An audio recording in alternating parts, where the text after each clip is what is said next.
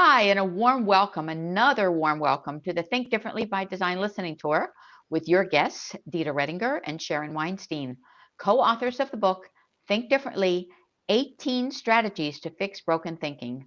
We invite you to engage with your peers and us as we address issues related to nurses, nursing, and the workforce. In our studies of those in leadership positions, we have found that success happens when we ask the right questions and solve the right problems. Our respective healthcare and writing careers make us uniquely qualified for this role as facilitators. We invite you to be a part of a future program by participating in a 30-minute discussion using the LinkedIn Live platform. We conduct live interviews on Tuesdays and Thursdays, and we'll do it through the first quarter of the year. Our goal is to provide nurse leaders with an opportunity to be heard, to express their opinions, to share ideas, and to tell their stories. But before we start, we want to acknowledge you and thank you for joining us today. We have viewers from across the globe, so please use the chat and let us know who you are and where you're from. And if you're seeing this on replay, yes, you can still comment and we'll respond. Today we welcome Carol Sue Johnson. Dina, will you introduce Sue? Oh, I would be happy to do that. Sue, welcome. Sue Johnson is principal of RN Innovations, LLC, an education management company in Fort Wayne, Indiana. She has over 20 years experience in nursing, professional development, has served as a member of the ANPD Board of Directors, and currently is a member of the Commission on Accreditation for Nursing Continuing Professional Development for ANCC. She is the author of 5 leadership books, numerous articles in professional journals, and contributing author to the core curriculum of nursing professional development, 5th edition, and leadership in nursing professional development, an organizational and system focus. Dr. Johnson's passions are interprofessional education and collaboration, nursing history, and validating the economic value of nursing professional development. And welcome, Sue. We are so glad to have you today. We are thrilled to join you. Yeah, we're going to start off with a quick question for you. You've included Florence Nightingale in your books and in many presentations. What was Nightingale's vision for nursing that still exists today? Good question. A lot of people think all that Florence ever did in her whole career was wander around the Crimea in a hospital with a lamp. That was probably one of the minor episodes in her career.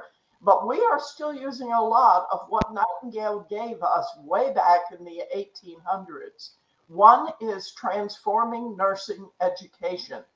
At the time, when she went to study nursing, nursing was not a profession, and there were no nursing schools, or as they called them, training schools in the British Empire.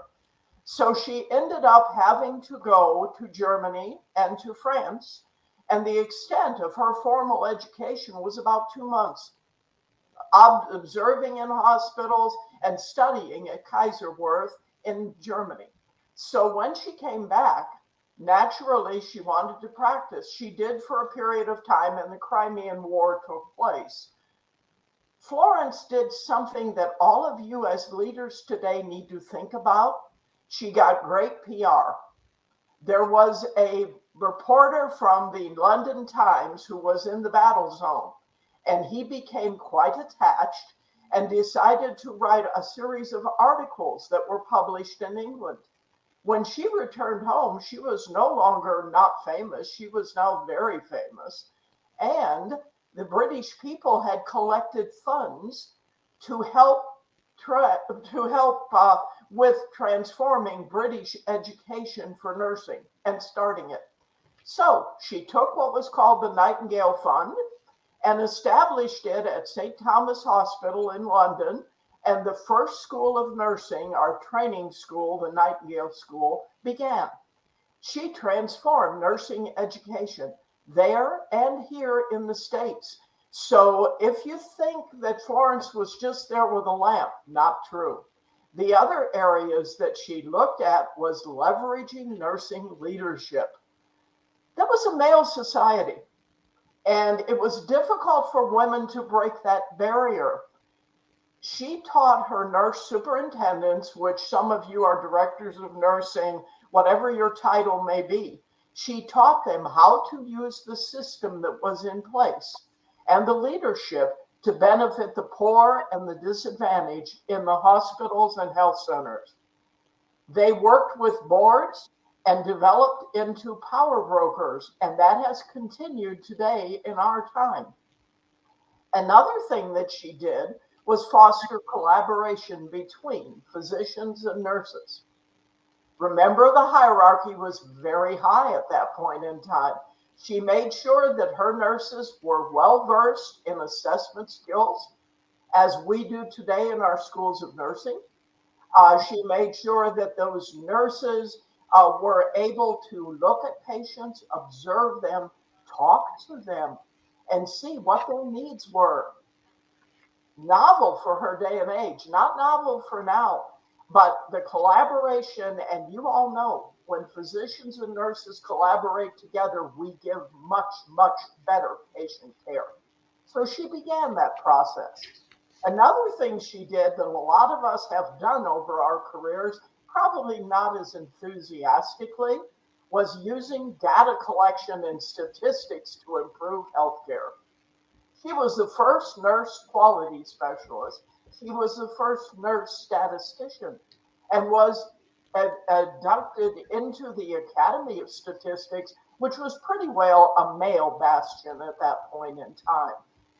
What she began with us taught us, particularly in quality today, that we need data.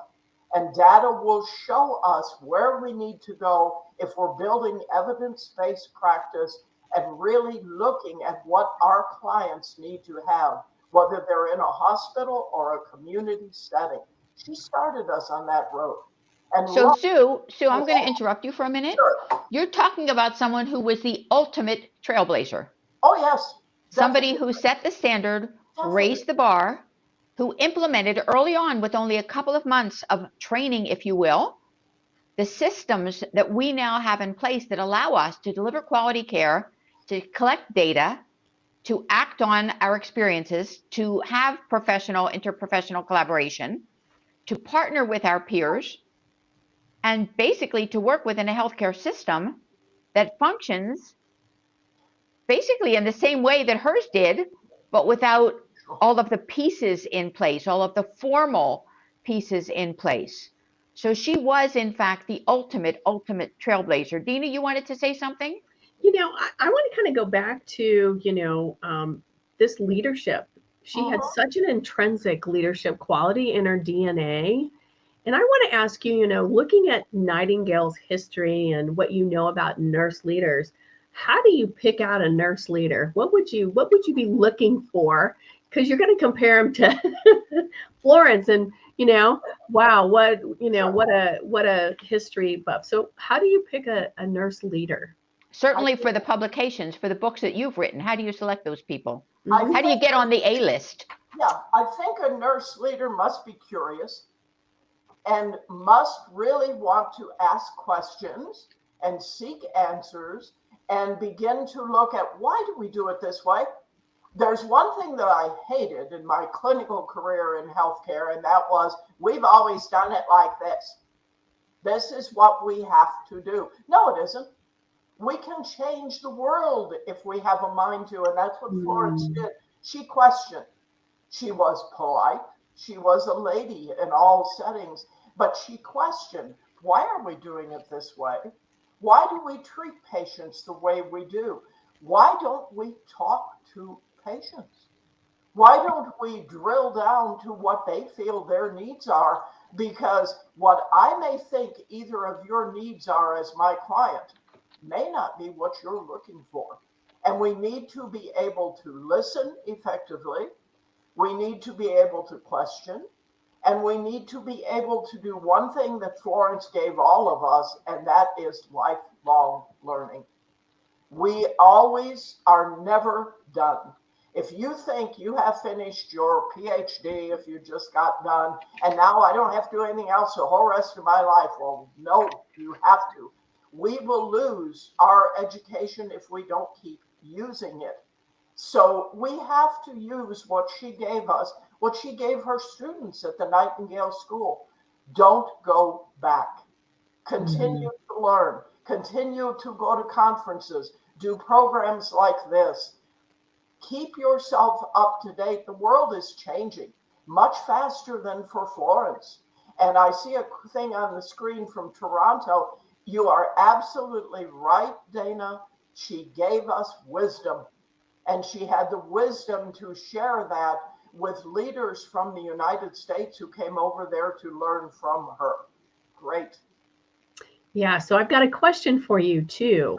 So one of the big gaps that we are seeing and hearing, especially on this listening tour, is how can you shake the trees at the top in leadership to make sure that they're listening to what the nurses need? Any tips based on that in the leaderships of Florence? Maybe you can apply that. So give us some wisdom on how can we shake the trees and get people to really start listening to what the nurses need and want. Bring Florence forward to our time. Florence did rounds. She did them a couple times a day whenever she was in a clinical setting.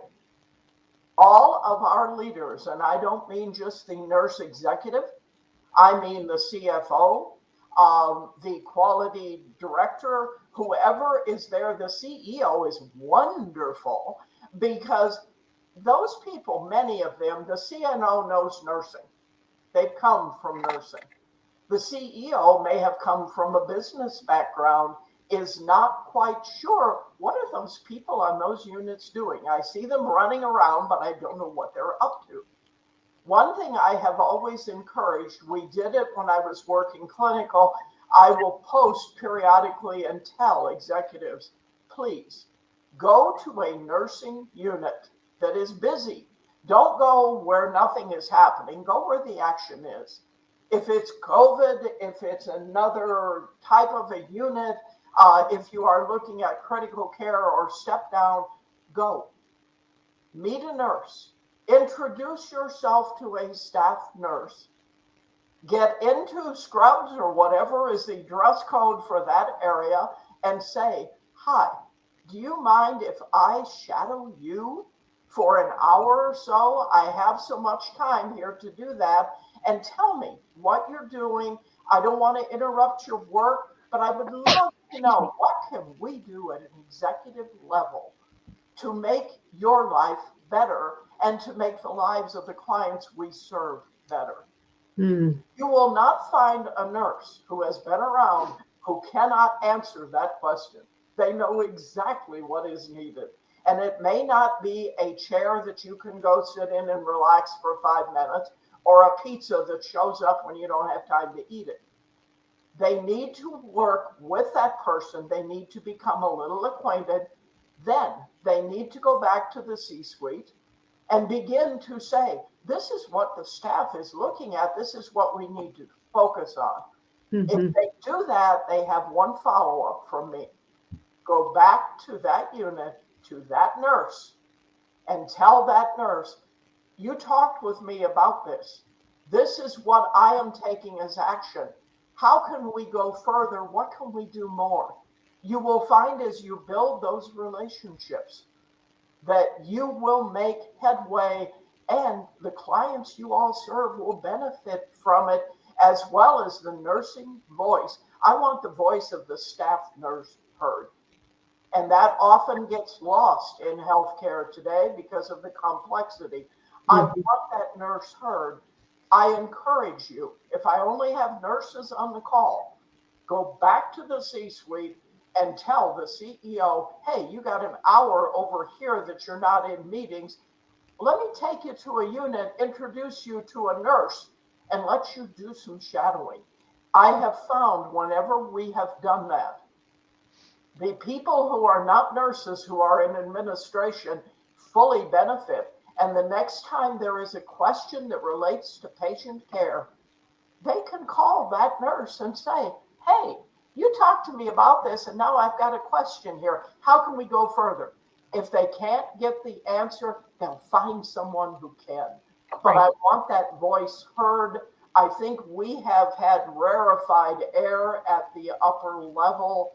We need to bring our people on the grassroots there. We're losing staff nurses right and left. So Sue, excuse me 1 minute. You're talking about something that Dina and I both teach. And it's the whole concept of influence with or without authority. You're saying that this staff nurse can, in fact, have influence. Absolutely. They can influence the norms. They can influence the person from the C-suite. They can influence the healthcare system. They have a voice that needs to be heard. And we truly, truly can relate to that, because that is one of the core topics that we teach, that we empower people to have that voice. So I know that in some of your writings, you've talked a little bit about a priest who you profiled, and you said you don't have to be famous to be a leader. Right.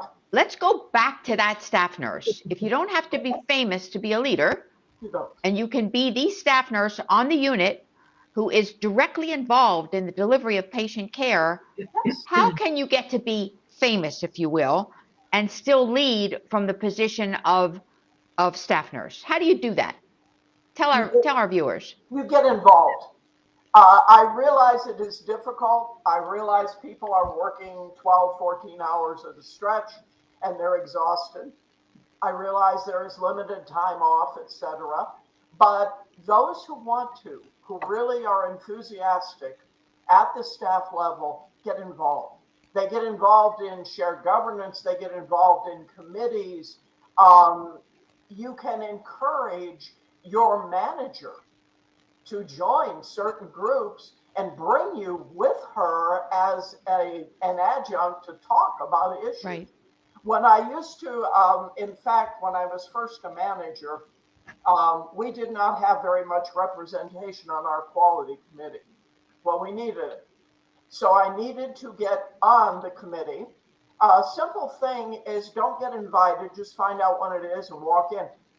Sit down, honest to God, you sit down, and after a couple of meetings, and you make a few comments and you get involved, and after a couple of meetings, they expect that you're part of the team.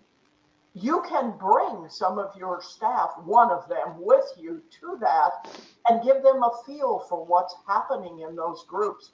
And after a while, I would back out a little bit and bring my staff nurse and say, oh, Sally has been with me for the last few months. I'm busy right now with certain project. Why don't you have Sally work with you? Bring that staff nurse to that table and then recognize what is happening with them. I love Karen's comment on here, recognized with Daisy Awards. I think the Daisy Awards are fantastic. And those are the staff nurses that are getting them. And they should be. And we need to make staff nursing powerful. We also need to make it something that people want to do. And I'm going to give you one private soapbox, and then I'll go back to whatever you need. I am very concerned because within my profession at this point, I see a lot of young nurses coming out, doing their residency, being on the unit for 6 months to a year, and then they say, I need to go back. I need to now become an NP. They're not ready to become an NP. They need to have some more baseline for that. And you don't want to avoid staff nursing. That's how we started. That's how Florence started, is staff nursing. And that should be a peak of the profession. We tend to reward all of us in either advanced practice or academia. We need to, the DAISY has helped tremendously with that, but every hospital isn't using it. Why not? And every hospital is not bringing an involved and dynamic nurse to meetings with leaders and saying, hey, look, this person can help you. We want healthcare to succeed. And we're not going to succeed, and my profession will not succeed unless we can recognize those at the heart of the profession. That is the frontline care provider. So I heard you say a couple things. There's a relentlessness about making sure that you bring the table and the chair and get in it and sit in the chair and get there. That's what I heard you say. Make it happen and quit waiting for something to happen. Make it happen. Yeah, I'm a believer in Shirley Chisholm from Texas. And Shirley was, if they don't invite you to the table, show up and bring a folding chair. And Yeah. she meant it. Yeah. And we can do that. We need to realize you as nurses and nurse leaders have to help those in leadership who are not nurses. They Mm-hmm. don't understand what we do or who we are. Yeah. And they only have contact with one or two nurses within the organization. We need to broaden their scope. I'm an old educator. I want people to learn. And the best way that they learn is by meeting individuals who can help them get there. And how wonderful for that staff nurse to know I'm making a difference here. Right. There was something else you said, though, it's really important. We heard it from somebody else that we interviewed early on. And it was really important that the leaders are able to put the scrubs on and get dirty, right? Get out there and see what's going on. And that is not happening, I would say, probably for most leaders in the health system, not taking the time to do it. You know, if you've got a situation in your health system that feels a little bit unsettled, as they say, you know, what would it be like if your nurse leader or your leader of CEO of that hospital put a pair of scrubs on and said, "Oh, by the way, Anne, I'm gonna work with you today." You heard it actually from my husband, Dina. Yeah, You did. yeah. I think that yes, he did do it. Steve did it, and we heard from a select. She's an interim nurse, CNO nurse that goes around to different hospitals that are Yep. kind of in trouble. And she said, when I've got to staff people, Lisa Hollum said it. So Lisa, shout out to you. And she said, if they're going to hire somebody, if they have somebody who feels like how do you come dressed for work? And I'm like, well, I put on my shiny shoes and my new suit. Well, she goes, well, that won't work. If you're not willing to put the scrubs on, it's really hard to be able to see things from the point of the, staff. So thank you for sharing that. And I think too, you're raising a good point, Dina, because I think there is some fear. If you have been away from the bedside for 15, 20 years, you have elevated yourself through the ranks, you're now the CNO, and you're in the organization, sometimes you think, oh my God, I can't perform. I can't do that. But think about it. Nobody is going to ask you to start a drip. Nobody's going to ask you to interpret that EKG. Right. If you can help someone turn a patient, you know how to do that. Oh, heck yeah. You can help with a bath.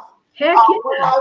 When I was managing at the last hospital I was at, we did on Saturday and Sunday, the leaders ran the house. It basically was you were the house supervisor on the day shift for that period. Go up to the unit, one unit is in trouble. It's having all sorts of problems.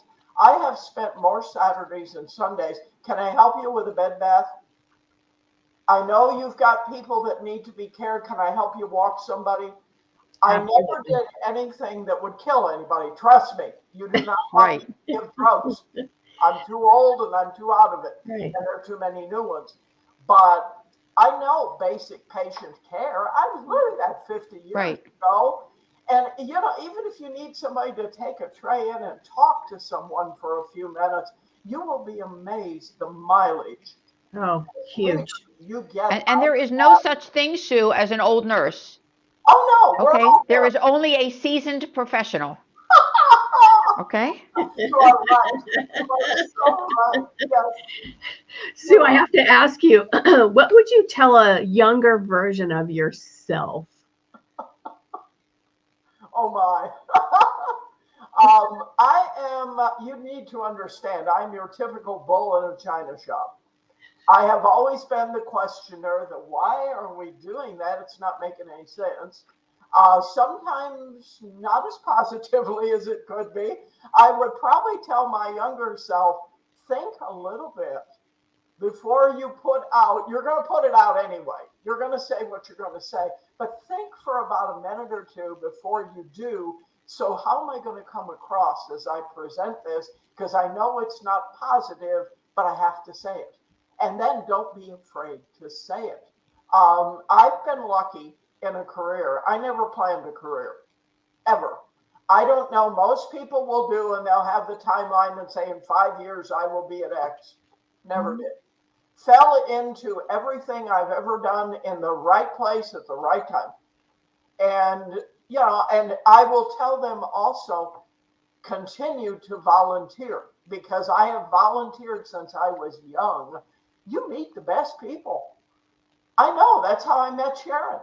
So we meet people that we would not meet at all otherwise. If we volunteer. That's and why, volunteer beyond your safety space, beyond your safety I zone, do. for things that you would otherwise not do, or that you don't know anything about. You learn. Right. Well, I want to kind of circle back with some of the key things, and I want to, come to some sort of a close here, but I wanted to revisit some of these great things. I'm taking notes furiously from all the things that you've been saying. So just know that, it was beautiful to hear from Nightingale, who has 2 months of knowledge and nursing, to come full circle and say, I can make a difference. And I think that's a key takeaway from everyone. It doesn't matter who you are out there. You can make a difference. Sharing knowledge is powerful, whether you're getting knowledge, gaining knowledge, asking questions. Knowledge is powerful. And, if you can look as much as you can like the peers that you're serving, so that you create a safe space where people can learn from each other, is really an important piece of that. And I want to hand that back over to you, Sharon. I would agree with you. I think that that's a critical issue, that we are all students all of the time. We are basically at all times both student and teacher. Take advantage of that opportunity to really share the wisdom, what you've learned, whether it be in 2 months or 12 years of education. We all have a learning curve, and we've all learned something that we can then share with our peers. So don't be afraid to speak up and to speak out and to be heard and to have that voice. Right. Embrace yourself with love. Embrace yourself. Surround yourself with leaders like Sue Johnson, who appreciates the value that you bring to the table and wants nothing more than for you to succeed. Yes. And in the same way in which she didn't have her entire course set for her, and she fell into things in the right place at the right time, there are those among us, fortunately not myself, but who have laid out every single plan and every single step along the way as well. I'm much more of a risk taker and much more reactive than I am someone with a solid plan. But whatever plan you have for yourself is the right plan. Take advantage of it to help to grow the profession, to grow the experience, and to carry those around you along within this nursing journey. Yes. So show up and bring your folding chair. That's what I heard. Absolutely. And bring the best version of yourself. You're exactly right. Yep. I love it. I would too. I would love to go on forever, especially because we started out with Florence. And there is so much that we've yet to learn about this remarkable woman who really did set the standard and take us to where we need to be. But unfortunately, our time has come to a close. So this is our invitation to have you join us again this Thursday as we welcome another one of your peers to the program. If you'd like to participate, please do reach out to us. And in the interim, Sue, Dina, and I really want to thank you for the wisdom that you brought to the table this morning, and for your comments, for putting yourself in a vulnerable position in which you actually shared what, to me, I felt came straight from the heart. What do you think, Dina? Oh, I absolutely agree. We loved having you, Sue. Thank you so much for today. Thank you. That was great. Thank you. Thank you.